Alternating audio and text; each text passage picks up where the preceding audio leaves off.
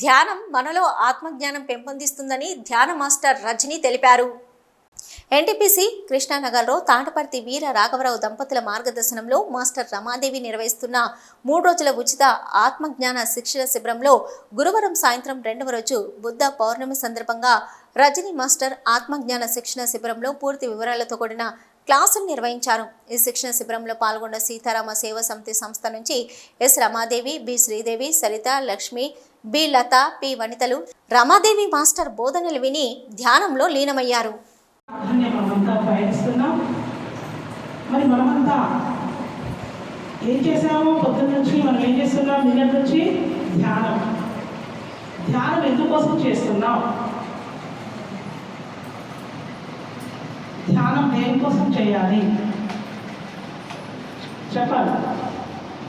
ధ్యానం దేనికోసం చేస్తున్నాం? Yes, very good master. Class